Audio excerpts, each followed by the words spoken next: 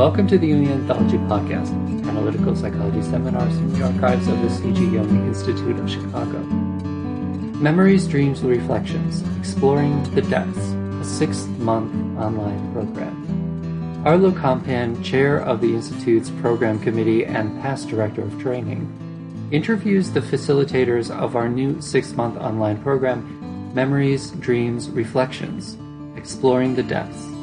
In this monthly online program, Jungian analysts and experts will introduce the major themes of analytical psychology as Carl Jung developed them across his life, beginning in his early 20s and ending in his 80s. Through presentations, facilitated large and small group interaction, and paired experiential exercises, we will explore these themes from Jung's writings in relationship to the events of his life and then connected to our contemporary experiences. The facilitators being interviewed are Adina Davidson, PhD, a Jungian analyst practicing in Cleveland, Ohio; Andrea Gaspar-Gonzalez, PsyD, a clinical psychologist practicing in the Chicagoland area with a focus on the treatment of trauma and sexual abuse, and a recent fellow of the Jungian psychotherapy program at the Institute; and Dan Ross, a psychiatric mental health nurse practitioner and Jungian analyst working in the field of hospice and palliative care and as a psychotherapist in Chicago. For more information about the program, the facilitators, the schedule, learning objectives, readings, and the curriculum of each weekend, follow the link in the show notes or visit our website, jungchicago.org. I'm delighted to have the opportunity to talk about an exciting new program at the Institute and to speak with the 3 people who are going to be directing the program over the coming 6 months, beginning in January. So this is a delightful time to get a sense of how you guys have put this all together and what it is that it's going to enable participants to do and be. So let me ask you to just say a word or two about yourselves, and then we'll talk about the program. Dan, tell me a little bit about yourself. Yeah, thanks, Arlo. I feel like I've been on this journey to discover Jung for many, many years. And it began with the Jungian psychotherapy program, what at that time was called the clinical training program. And that was all the way back in 2006. And I think I caught the bug in wanting to learn more. And I think that discovery continues, the passion about it continues. And I ended up becoming a nurse practitioner, a psychiatric nurse practitioner, and that's my licensure, and then completed the analyst training program at the Jung Institute of Chicago, and I've been in practice ever since. And my interest has been for all these years is teaching. Teaching about Jung, and teaching about analytical psychology. And so that has got me excited about this program that we're offering. Great. Thanks, Dan. Adina? So I am a therapist in private practice in Cleveland, Ohio, actually, but I recently finished the analytic training program through the C.G. Jung Institute of Chicago. And I also have been fascinated, engulfed by Jung for many, many years. And I think in a different way than Dan. I think that my first, this is something I need to explore, to get deeper into, actually came when I was teaching a psych class at a local art school, a psychology class at a local art school. And the chair of my department said, well, these are art students. You need to teach Jung and Lacan, who I never taught. And first time I read about Jung, and I said, this is a theory that encompasses the whole human being, where we don't have to chop off pieces of ourselves, of our clients, of humanity, in order to engage with this theory. And for me in particular, the O was that spirit, that there was something in healing that is beyond our individual egoic selves. And I continue to find that in Jung, and I believe that will be in this program as well. Great, thanks, Adina. And so finally, Andrea, tell us a bit about yourself. Yeah, thanks, Arlo. So thinking about this, I recently completed my fellowship with the C.G. Jung Institute of Chicago through their Jungian psychotherapy program, which is one of their 2-year programs offered at the Institute. And I went through it as a fellow, and I went through it previously on the Jungian Studies program side, actually while I was in graduate school, because I can't get enough learning. And I was thinking about this, and I was really trying to pinpoint, how I came to Jung, because I know it was pretty much at the very beginning of my graduate studies. And I know it was kind of at the beginning of my dissertation process and thinking about my dissertation and what I wanted to research. And I can't pinpoint actually the exact moment. I'm struggling to find that. But when I was kind of researching ideas and thinking about it, I came across Jung, or maybe Jung's writings came across me. I think sometimes it feels like it works that way, that there is a meeting there that happens that I find exciting about Jung's theory when I'm engaged in training or when I'm reading, that it feels connected to me in a way. And it suits, who I am as a person and how I discover my own processes and how I connect to the world outside. And that's what I love about Jung. As Adina said, both that we don't have to, split off parts of ourselves. There's a wholeness to it. And it's not just the wholeness in the individual, but it goes beyond that into the culture and into the world that we live in. And I find that to be so exciting and a breath of fresh air. So that's kind of how I came through it and went through graduate school, doing research in Jung's work and post-Jungian work, and continued from there. It's almost been 8 years now, so I'm happy to be here. Thank you. Thank you, Andrea. I had the delightful chance of sort of walking with you guys as you put together the program. And I think it's going to be a really exciting, interesting kind of adventure and informative. So tell us a little bit about what you find exciting about doing this particular program.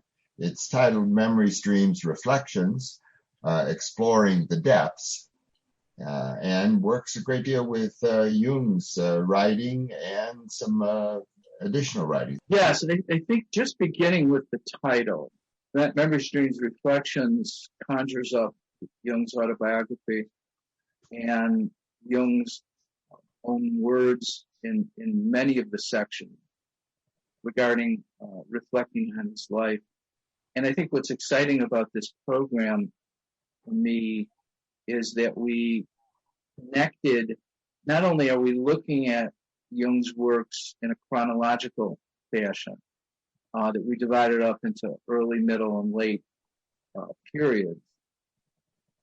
Not only are we looking at his original writing to some extent, but also looking at secondary writers, post-Jungian analysts that have written and helped clarify and expand on Jung's theorizing, and also connecting all of that to Jung's life.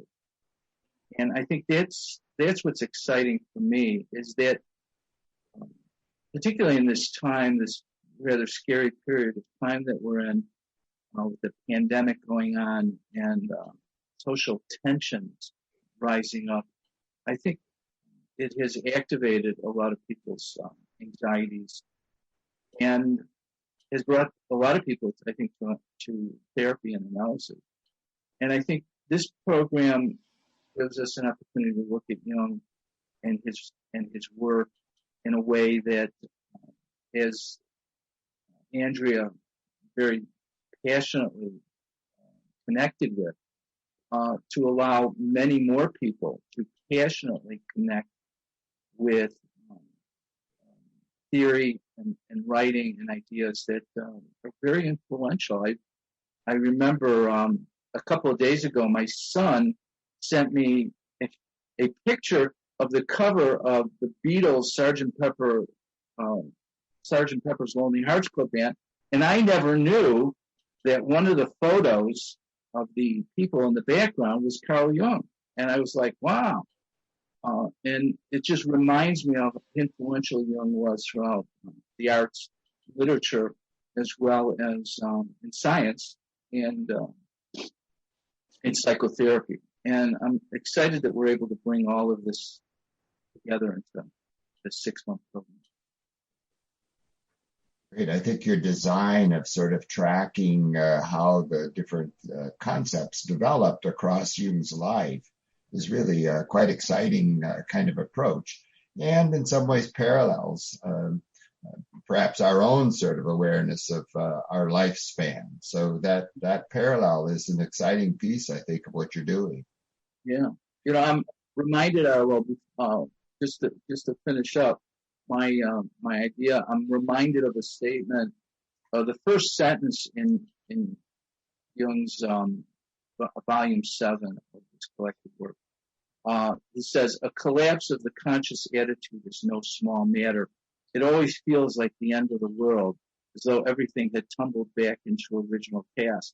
I mean, that's Jung. That's where, and that's also what Jung went through. When we go through Memories, Dreams, Reflections, we're talking about a man that had to live through his own collapse of conscious attitude, and how he struggled through that.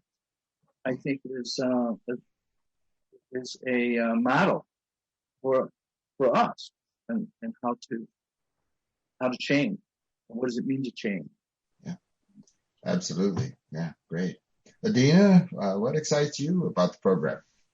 Well, first of all, what Dan said.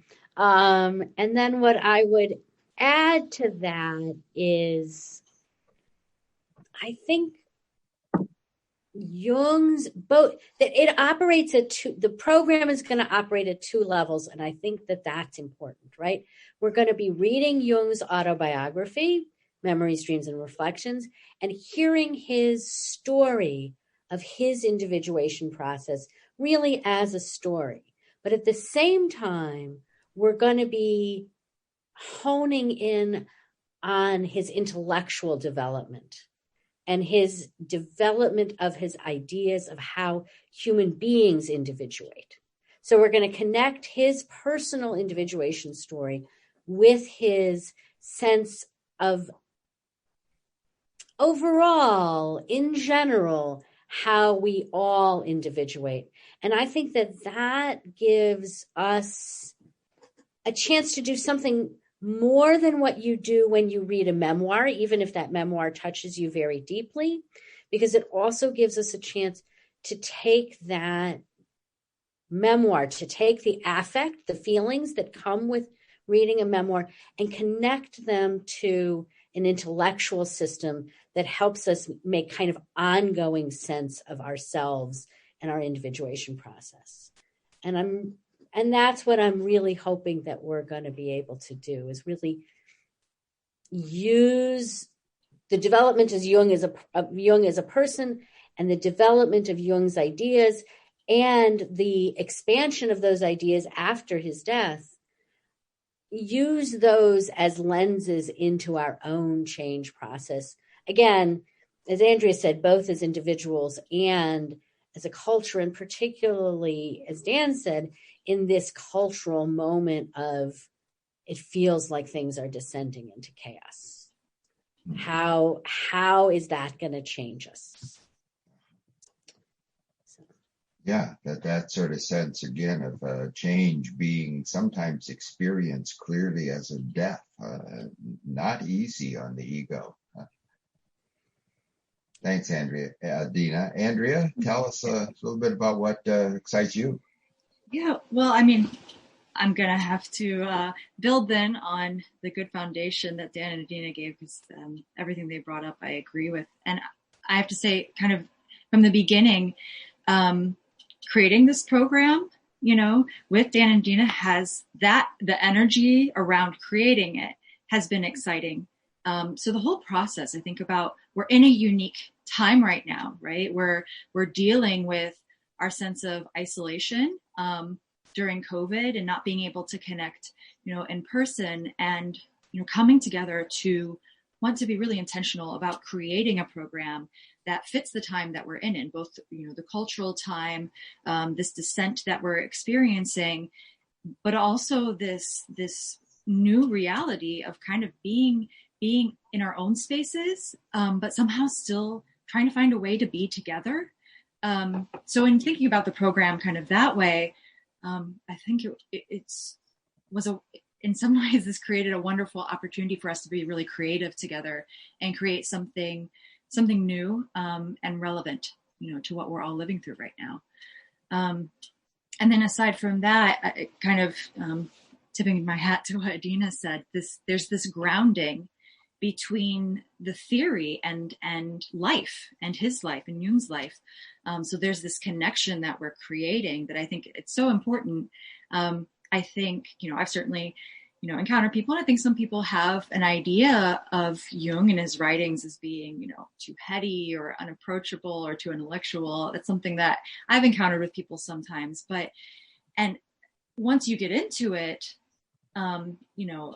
you have a different relationship with it. But I love that we are taking, memories, dreams, reflections, and we are going and tying these things together. The development of these theories tied into his life, that you're kind of bringing it down in some way into Jung's body and Jung's experience. And that's what we need to do individually too. And what we need to do culturally is to bring these things down into our experience, into our lived experience.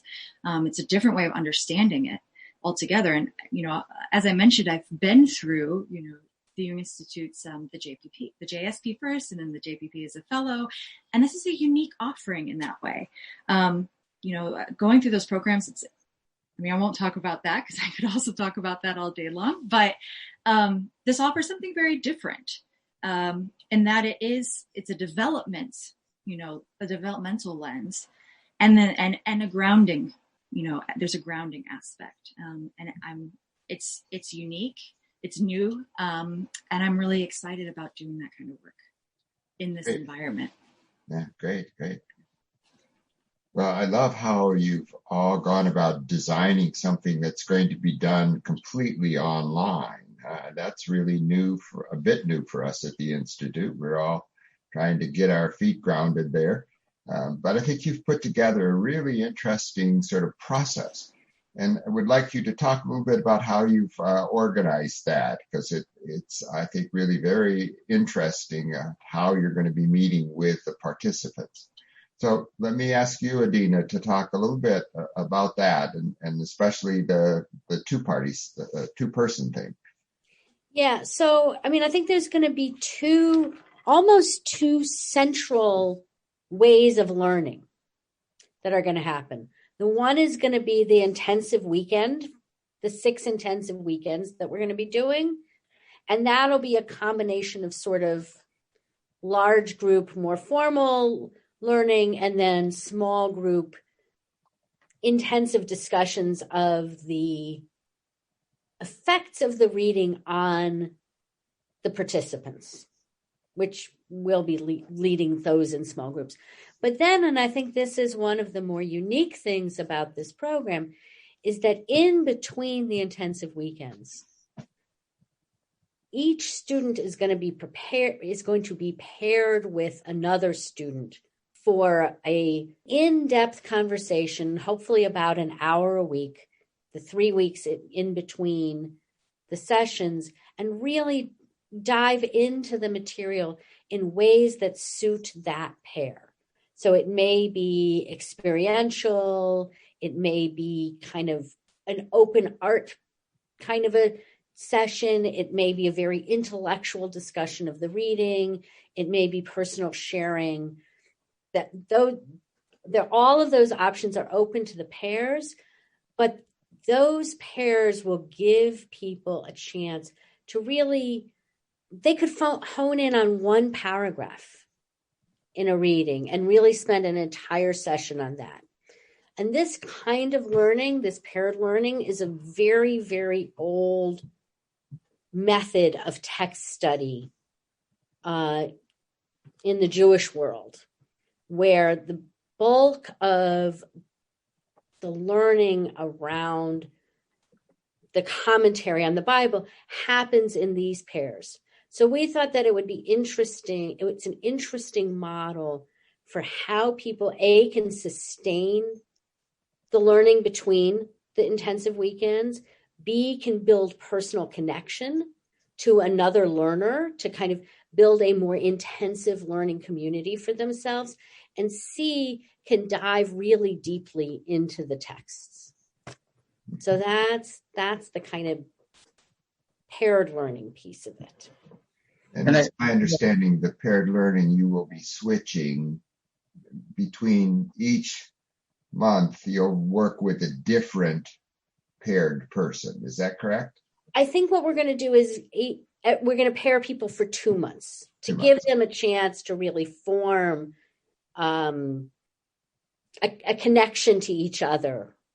And then, but every 2 months we'll switch so that people will have a chance to form that connection with at least 3 people during the course of the learning.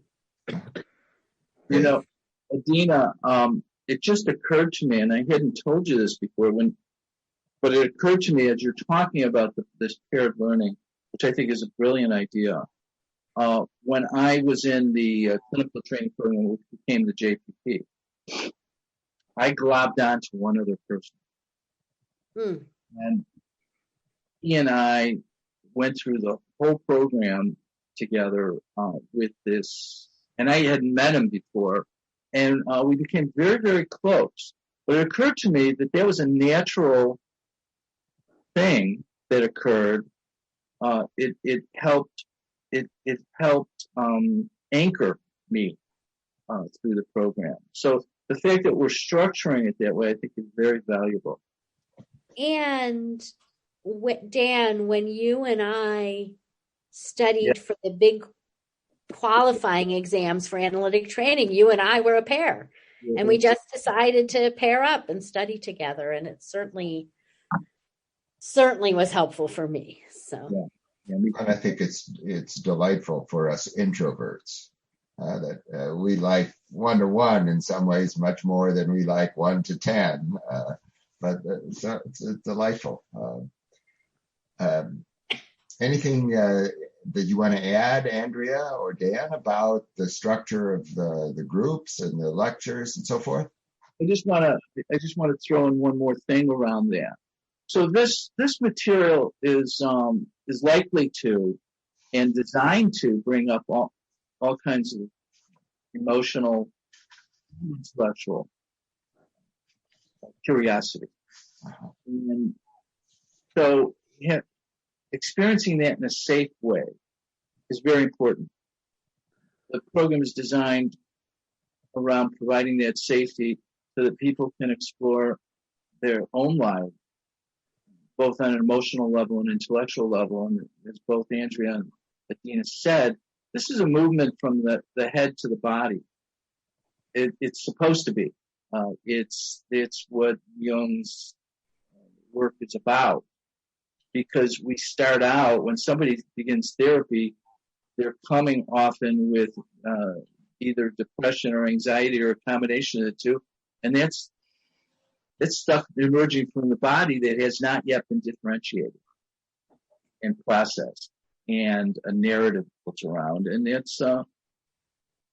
and so the program is designed that way. And day 2 in particular, the process groups are designed to allow people to talk freely about their experience, to bring their experience to that framework, and be able to talk freely with a facilitator and others in that small group to be able to process what it is that they're experiencing. And I think that also makes our program unique. Yes, I jump in Andrea? with what Dan was saying. Yeah, sorry. That the idea of containment or container, I mean, we had a lot of conversations about that, and how to provide that space and that feeling of connection and safety and being able to share, because, you know, as we know, it's a unique thing to try to develop, you know, in an online program, but it was something that we felt was very essential at the same time. And yeah, I'm glad that you brought up, you know, Sunday's process groups, because I think that part is a very important element. Of course, you know, the lecture and everything else is, I mean, I think everything else is great and important too, but being able to really connect, you know, with each other, with a facilitator, you know, in a smaller environment than you have on Saturday with the larger kind of lecture group, is essential for being able to feel that safety and feel that containment. You know, we hope to have that feeling both in the large group and the small group, sort of as the whole unit there, right? A wholeness. But this brings it into, you know, kind of a more intimate space, a different sort of relationship. And so you get to experience these things, and you get to experience containment in different ways with the material. And I think that's, you know, something that we had a lot of conversations about and is important. And something that I think, you know, I'm looking forward to seeing, you know, how that goes with the program, and pretty excited about. Good, maybe to identify that each of you will work with a small group for the duration of the 6 months.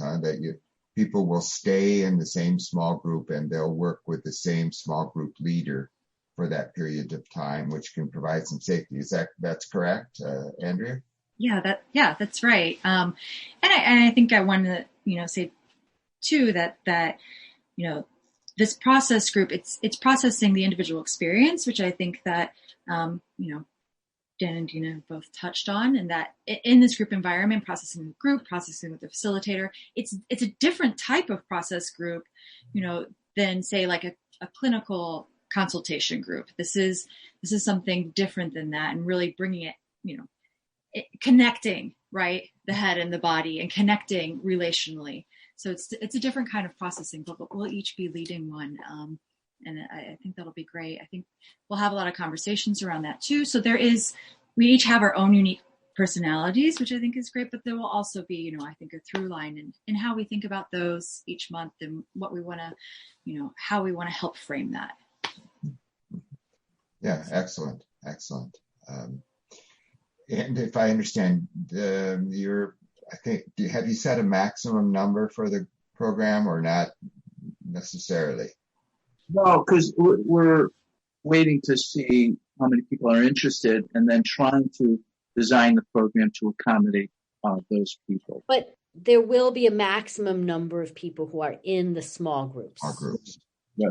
Those will be at 10, so that again, people really do have this chance to connect to each other, to be heard, to form a community within their small group. So that even if the Saturday sort of lecture might be fairly large, there will always be these more intimate gatherings within the program. Okay, yeah, that's what I was thinking. The small groups will stay small groups. Thinking about somebody who's looking at taking the program, what would you say about how much do they need to know about Jung? How much do they need to have read about Jung? What's the level of your expectations for the participants in terms of knowing about Jung? I think we designed this for both people that are have no information about Jung, that are interested in learning about him, and those that have begun a journey of learning about Jung and studying Jung, and have some experience with that. So, and I think we've designed it so that both will benefit from it.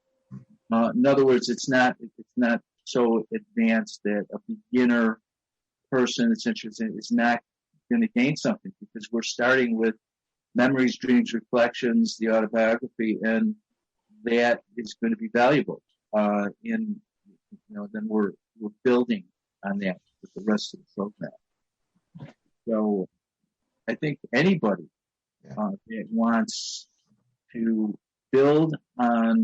begin or build on your experience of Jung will benefit. I think that's great. I'm aware that there's a lot of people whose first introductions to Jung have been reading Memories, Dreams, Reflections. Yeah. And so it is, I think, a wonderful entree. On the other hand, it's also very interesting, if you read some of Jung, to be able to track his own personal development along with the tracking of his theories, and that's a whole new kind of additional piece. So I think it works really, really well. Yeah, I would say, I think that's something, that I'm excited about and I think is unique. And I can't speak to the, analyst training program. I'm not an analyst. I come through Jung in a different sort of way. But having gone, through other training, it seems to be, more concept oriented. And so that you're going through a different portal, right? To sort of understand Jung in theory and connect it to yourself. So this connection through development of his life and grounding it, in this memoir and, periods of life and how theory kind of matched what he was going through. I think it's, I'm excited about it. It's a unique kind of offering. It's different and new, kind of even thinking about, the training experiences I've had. Like I haven't had this in a training experience. It was exciting to sit down together and create and think about, how we could bring something new and something different, that even if you've gone through, different programs at the Institute, and again, I can't speak to the analyst training program, but this will still provide something exciting. And one thing I love about Jung is that I also feel like even if you've had the experience of going through Jung in a certain way, you can go through it again and it could be a completely different experience, even if you're taking the same approach. The first time I went through the JSP, JPP was different than the second time. If I did it again, I know it would be different because you're also different in that moment. And so whatever you're experiencing, in yourself, in your life, whatever's happening in the outside world, I think is going to play a part in how you experience, the learning process, how you experience this theory, how it comes into your body, how your intuition might interplay with it, or how your, intellectual side might interplay with it. You're not the same person, at any point in time in life. And so how you connect is going to be different too. Uh-huh. And Jung has such depth. I think you could read the same thing over and over again and get a different thing every time. One of the things that I had to adjust to, and so now I offer that to people that begin this journey and get frustrated because they're reading stuff that they don't get sometimes. And, every once in a while you read a gem of a statement or a paragraph or an essay that really hits home. Well, the longer you're in this, the more of those gems seem to appear. And I tell people, be patient with yourself. If something doesn't make sense, let it go, because when you come back to it next time, you're going to have a wider scope of consciousness that's going to be able to collect it and take it in and own it more. And so I find myself saying that a lot to people that are on this journey to discover themselves through Jung. The one thing that I would say is that for the person who's interested in this program, who's done some studying already, I think this offers a chance to use the original sources and see how the ideas develop over time, that I don't think that most other learning opportunities offer. If it's your first go round, I think it'll be great, but I think if it's your second or third, it also, because of this kind of starting from him as a young man, starting from his ideas when he was a young man, starting how and how all of that influenced the Jungian world in general, and then moving into middle age and moving into old age, and how those ideas, how we see those core of those ideas changing, developing, blossoming into something more rich, more complex over time. I think I'm certainly planning on learning a lot as I go through that process. So, and we do as teachers, facilitators, we continue learning as well. Yeah, that's the remarkable part of individuation, that you're leading this is still going to be part of your own individuation process. And we're all on the journey together. Well, I want to give you each an opportunity to say something that you want to make sure gets put on and say, because we need to look at kind of ending. So what final comments would you like to make? I guess I would say that I'm really looking forward to seeing how this ends up being, how it comes together, what it's like, how the group ends up, forming, coming together in a relational way, online, and seeing, what we all take away from it and what people have to bring to it too.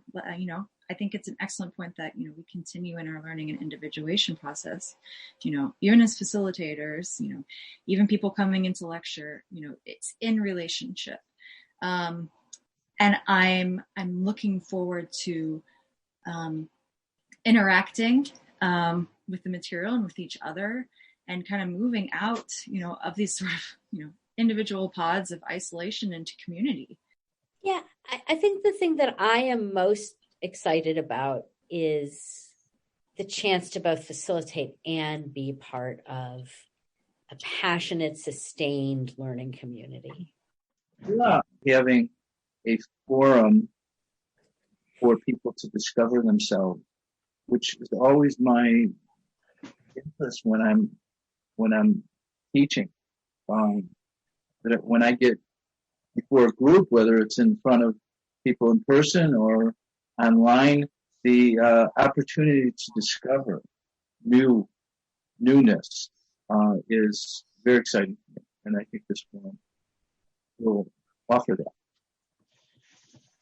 Great. Well, thank you, Dan, Adina, and Andrea.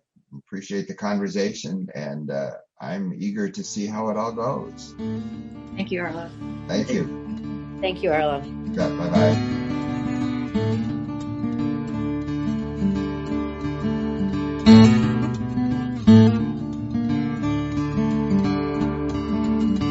This podcast is distributed under a Creative Commons Attribution, Non-Commercial, No Derivatives license.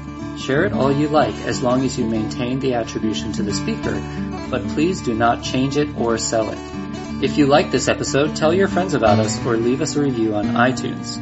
For more information about classes, training programs, videos, audio, this podcast, or to find a Jungian analyst near you, visit our website, www.jungchicago.org. Thank you to our 2019 supporter level donors, Bill Alexi, Usha and Ashok Bedi, Circle Center Yoga, Arlo and Rena Compan, Eric Cooper and Judith Cooper, Lorna Crowell, D. Scott Dayton, George J. Didier, the Kull Family Foundation, Ramakrishnan and Full Bloom Lotus, Suzanne G. Rosenthal, Deborah Stutzman, Deborah Tobin, Alexander Wayne and Lynn Kopp, and Gerald Weiner. If you would like to support this podcast, just go to jungchicago.org/give.